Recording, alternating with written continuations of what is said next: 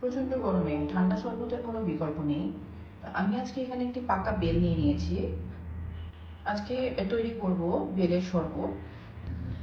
বেলটিকে প্রথমে আমি ফাটিয়ে নেব।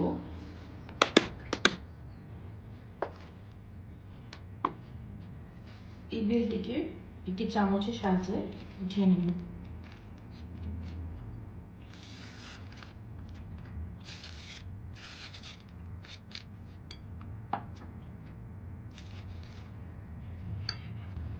বেলের মধ্যে আঠালো একটা অংশ থাকে, এটা আমি উঠিয়ে ফেলছি।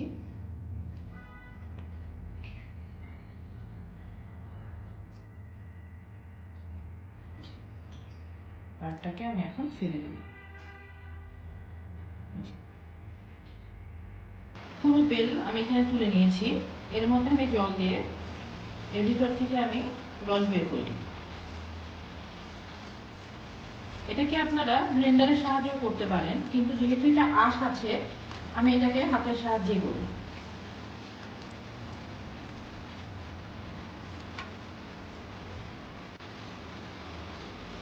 বেল থেকে আঁশগুলো আলাদা হয়ে গেছে।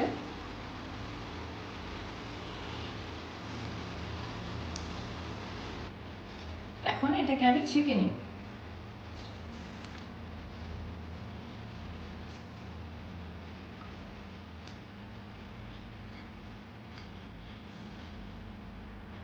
এর মধ্যে যে ছোট ছোট আঁশ আছে সেটা এই ছাঁকনির সাহায্যে বের হয়ে যাবে।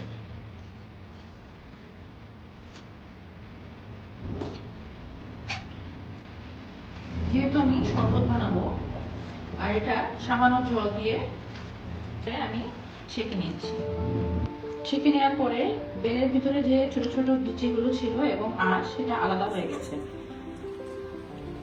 আমাদের বাড়ির গাছের বেল এমনিতেই মিষ্টি, তো তারপরে আমি এখানে সামান্য চিনি অ্যাড করে দিচ্ছি।